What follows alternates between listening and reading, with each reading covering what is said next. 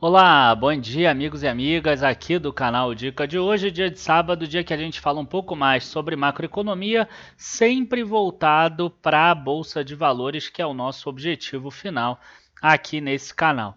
E hoje eu quero trazer para vocês algumas questões sobre ciclo de mercados e principalmente ciclo de commodities. Lembrando que eu tenho lido, eu terminei de ler agora recentemente o livro Dominando os Ciclos de Mercado do Howard Marks, então é baseado muito nesse livro também. Claro que lá no livro tem muito mais coisa, mas hoje a gente vai falar sobre o que importa mais para o Brasil, que são as commodities e que é exatamente o que está crescendo muito. Então curtam já o vídeo de hoje, se inscrevam no canal, depois da vinheta a gente já começa, aproveita para avisar para os teus amigos, compartilhar nas mídias sociais para que a gente possa crescer cada vez mais e essa informação chegar à maior quantidade de pessoas possível.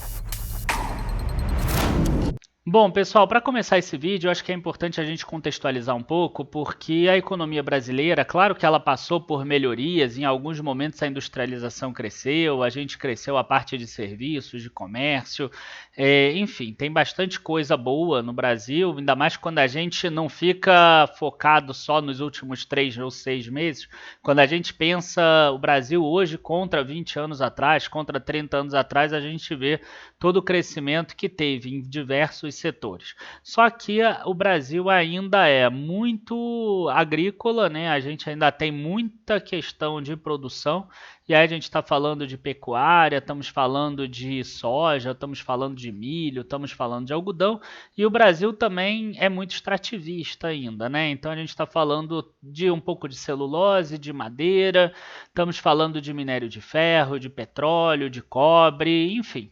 Essas são as questões importantes para a gente tratar nesse vídeo de hoje. Então, a Bolsa Brasileira ainda tem como principais empresas, as duas principais, a Vale e a Petrobras. Elas nada mais são do que empresas extratoras e exploradoras, uma de petróleo e a outra de minério de ferro. Então, só essas duas já dá aí alguma coisa em torno de 16, 17, talvez até perto de 20% do índice Ibovespa. Então, o que acontece? O Brasil acaba surfando muito ciclos de commodities e agora a gente está num ciclo muito positivo. Então a gente está vendo empresas reportarem resultados muito grandes. Na semana passada foi a Vale que reportou, mesmo com uma produção bem mais ou menos abaixo da que ela tinha lá atrás em 2018, antes da tragédia de Brumadinho, ela reportou um lucro líquido só nesse trimestre de 5,5 bilhões de dólares, o que deu 30 bilhões de reais, por exemplo, isso lucro líquido. Se a gente botar EBITDA, já foi para cima de 8 bilhões de reais. Então, quer dizer, uma empresa que é de dólares, uma empresa que tem 12 bilhões de dólares, joga 8 bilhões de dólares em EBITDA e 5,5 bilhões em lucro líquido em algo que não tem diferenciação nenhuma. Então, essas empresas vão acabar surfando e eu quero mostrar isso exatamente para vocês aqui. Como é que, na verdade, às vezes até mesmo nem eu estou sendo assim, uma pessoa que estou realmente acertando, que está dando tudo certo e etc. É o ciclo. A gente só está no meio do ciclo e a gente está aproveitando a maré que está levando a gente. Tá? Bom, vamos mostrar aqui o ciclo, por exemplo, do minério de ferro. Então o ciclo do minério de ferro aqui, olha só, ele chegou a bater 185 dólares lá atrás em 2011, e eu estou pegando aqui o minério de ferro de 62%, que é o mais utilizado lá pela própria Vale. Ela até tem alguns finos de minério de ferro com mais pureza do que esse, mas eu acho que é suficiente. Você vê aqui que caiu em 2016 para 40 dólares, até abaixo de 40 dólares, e depois foi subindo, subindo. Aqui foi a tragédia de Brumadinho, acabou jogando o preço lá para 121 dólares, logo voltou e agora foi a 178 dólares. Não sei até quando vai. Pode aqui, se a gente pegasse mais para trás, ia ter de 20 dólares e foi para 180. né? Parece Bitcoin. Aqui de 40 pode ir para quanto? Para 360 dólares? Então quanto vai poder valer a Vale? Né? Aqui até combinou, né? Valer a Vale. Vamos pegar aqui a ADR da Vale, porque aí ela fica cotada em dólar, fica mais fácil da gente comparar os dois. E olha a correlação que existe entre elas. Né? Aqui o minério de ferro saindo do mesmo ponto, cai aqui bastante, não foi só a queda do minério de ferro, teve o desastre de Mariana também. Aí aqui teve o Covid, que acabou descolando em relação ao preço do minério de ferro. E aqui a gente vê uma alta forte do minério de ferro, uma alta forte da Vale. Detalhe que, em tese, se for só pegar preço do minério de ferro, a gente ainda está descolado aí, a Vale teria uns 40% de alta. Você pode pensar assim, em 2012 a economia estava melhor no mundo inteiro, por isso esse desconto. Ok, pode ser também. Mas aqui, se olhar só minério de ferro contra Vale e todo o resto constante, ainda teria aí um potencial de alta bastante grande. Ou seja, o mercado ainda não está precificando toda essa alta do minério de ferro como sendo algo que irá perpetuar para o futuro. Tá? Eu também não acredito que vai perpetuar, mas é só para mostrar aqui que ainda existe margem de segurança, por exemplo, na Vale. Aí eu vou passar aqui para a Petrobras e eu vou tirar primeiro aqui as ações, as ADRs da Petrobras, e eu estou falando só do preço do Brent, né, do preço do barril do Brent. Aqui eu resolvi pegar desde a alta anterior daquele ciclo de commodities anterior. E a gente vê que subiu aqui na época, né, de 18 dólares em 2001 ainda, até 150 dólares, 147 dólares em 2008. Aí veio a crise do subprime, caiu, aqui subiu de novo. Aqui teve uma queda forte, que o preço do barril do petróleo chegou a bater menos de 30 dólares. Aqui no Covid uma queda e aqui agora em torno de 67 dólares. Você vê que o preço do petróleo é um dos mais atrasados. A gente ainda vai ver outras commodities. O preço do petróleo é um dos mais atrasados. Então, qual é a melhor empresa para a gente comparar? Nesse caso seria a própria Petrobras, né, que tem mais histórico. Uma PetroRio não tem tanto histórico de bolsa, mas a Petrobras ela tem e ela é cotada no exterior em ADR. Então a gente consegue ver exatamente em dólar isso. Então a gente consegue ver aqui, ó, subiu o petróleo, subiu a ação. Caiu o petróleo, caiu a ação. Subiu o petróleo, subiu a ação. Aí aqui teve um descolamento, claro, porque passou pelo problema grave que teve de governança Petrobras lá durante o governo Dilma.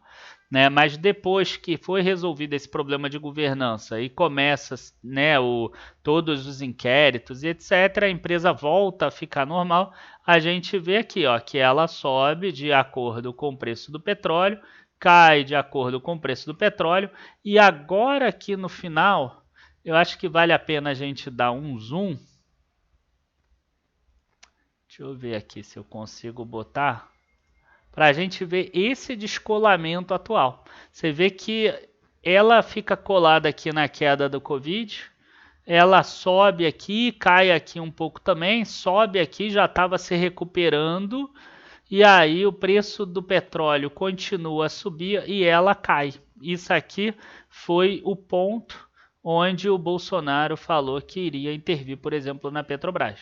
E aí ela tem uma queda forte e ela descola do preço do petróleo. Tá? A gente já viu no passado que isso foi uma oportunidade também, naquela época lá da Dilma. Bom, aí a gente vai para outros aqui, né? A gente tem aqui o cobre, por exemplo. E o cobre, a gente tem um período que ficou aqui, né, mais ou menos constante nesse período aqui até 2005, e aí entrou na super ciclo de commodities, aquele que acabou em 2008. E a gente vê aqui uma alta bastante forte. Em 2011 teve uma outra alta de commodities aqui e ele bateu nesse patamar aqui de 4,50. A gente vê que é um patamar muito próximo do que está hoje. Quer dizer, ele voltou para a máxima, mais ou menos parecido com o que acontece com o minério. Isso explica bastante sobre a alta da Paranapanema recente, tá? E também a alta de uma outra empresa que eu não vou falar porque aí é uma recomendação bem recente lá da nossa Small Caps, tá? Mas que também tem receita em cobre. Então, esse aqui é um ponto que também é importante e a gente vê essa situação também no cobre, tá? E aqui eu não vou comparar. Quando a gente pensa ouro, a gente vê também ó, que teve lá em 2002 aquele ciclo de commodities, aí teve uma queda aqui, nesse período aqui ficou mais ou menos caminhando de lado. O ouro, durante a pandemia, acabou indo até acima do nível anterior e agora recuou um pouco, porque o mercado viu que não é tudo isso, né? A pandemia talvez não seja o final do mundo. E aí, o que aconteceu com o ouro? Ele teve uma certa queda aqui, mas ainda assim próximo daquele máximo lá atrás de 2012.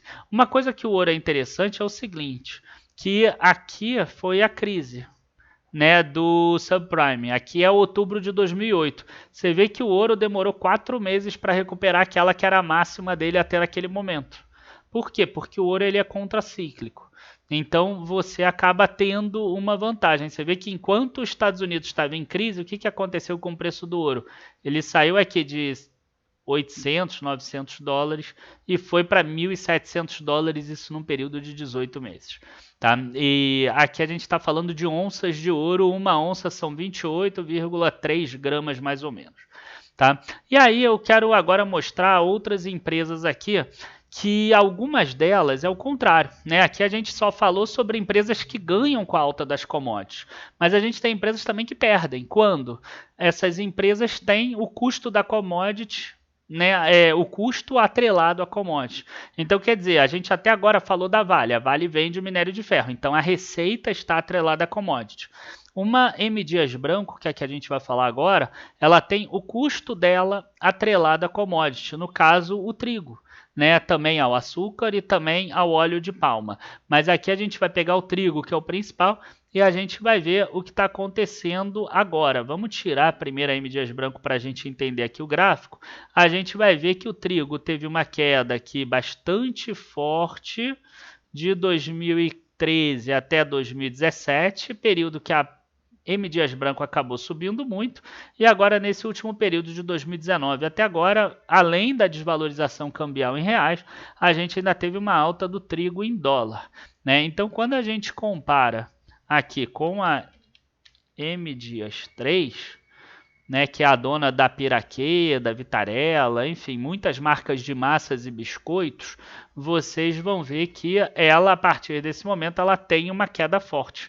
E aqui a gente acaba tendo uma ideia errada, porque a gente está com gráfico em reais, né? Por isso que eu peguei a DR na Petrobras e na Vale, a M. Dias Branco, eu não consegui pegar a DRs aqui, então eu peguei o preço dela realmente aqui em reais mesmo, mas a gente percebe essa queda forte aqui. Então são empresas que é o contrário, né? A alta da commodity atrapalha esse tipo de empresa.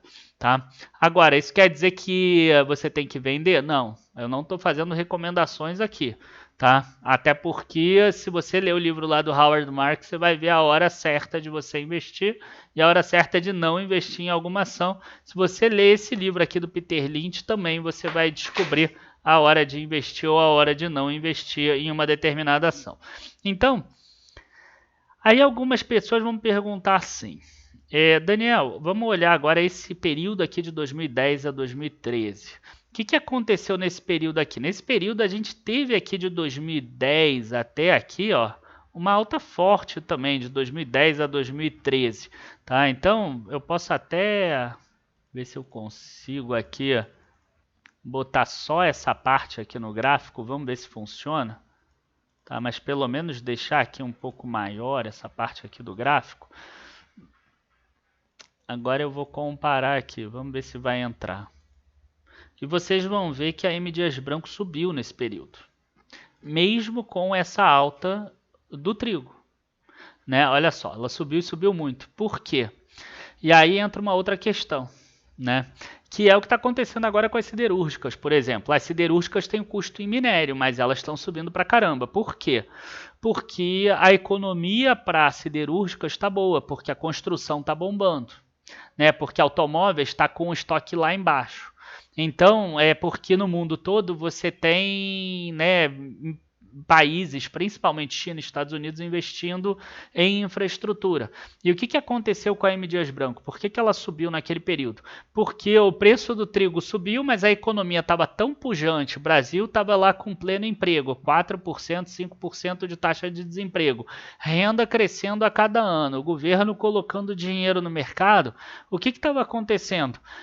O custo subia 20%, a M. Dias Branco ia lá e aumentava o preço do biscoito e da massa em 20%, 22%. Então ela ainda aumentava a margem dela, e assim foi.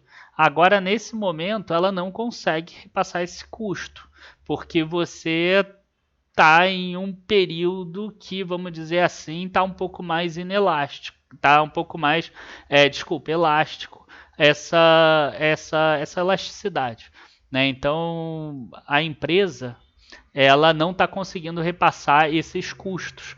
E aí a gente tem um impacto lá na inflação. Lá na margem da empresa, desculpa. E aqui, para terminar, a gente está falando de soja contra a SLC. E a gente vê aqui, ó, que a soja teve uma queda, enquanto ela teve a queda, a SLC, ninguém nem sabia quem era a SLC. 2017 a gente fez a recomendação pela primeira vez, teve essa alta aqui forte, depois a gente até deu uma esquecida nela. E por que teve essa alta forte sem ter alta do preço da soja? Porque aqui teve uma mudança de estratégia, a empresa parou de investir apenas em terra própria e começou a ter terras arrendadas também. Então acabou aquela necessidade de investimento, diminuiu e ela pôde distribuir naquele ano um dividendo bem gordo. Tá? E aí ela conseguiu crescer mais rápido também, tanto que hoje ela vai virar a maior empresa em plantação já na próxima safra, né, do Brasil inteiro. Ela vai virar a maior. Quando ela abriu capital na bolsa, ela era quinta ou era sexta, e hoje em dia ela vai virar a primeiro. Por quê? Porque ela está arrendando as terras da Fazenda Xingu e da Terra Santa, além de todas as outras terras que ela estava arrendando antes. Então o retorno sobre patrimônio líquido da SLC foi lá em cima. E agora, nesse período aqui, sim, a empresa se aproveitou dessa alta aqui do preço da soja. Olha só, o preço da soja está subindo há 12 meses seguidos aqui, mesmo período que subiu, e além disso ainda teve uma desvalorização cambial, né? Porque ela é cotada em reais e o preço em reais ainda subiu mais ainda do que o que está acontecendo aqui. Então a empresa disparou nesse período, sorte de quem é assinante lá do Dica Beginner, né? O Dica Beginner que a gente já tem SLC desde o início da carteira em dezembro de 2019. Pegamos uma queda forte no início, mas quem permaneceu com certeza está feliz da vida. Enfim, pessoal, isso era o que eu queria passar hoje para vocês. Entendam os ciclos de mercado, principalmente esses ciclos de commodities. Tá? Não tem como saber quando vai acabar esse ciclo de commodities. Por enquanto, parece que o mercado está demandando cada vez mais produtos. A gente tem uma enxurrada de dinheiro no mundo, então não parece que está perto do final, mas aqui é muito traiçoeiro, você precisa ter um olho bastante atento e mesmo assim provavelmente ainda vai errar pontos de saída, não tem muito como ser diferente disso. Abraços a todos, bons investimentos e até a próxima. Tchau, tchau, pessoal.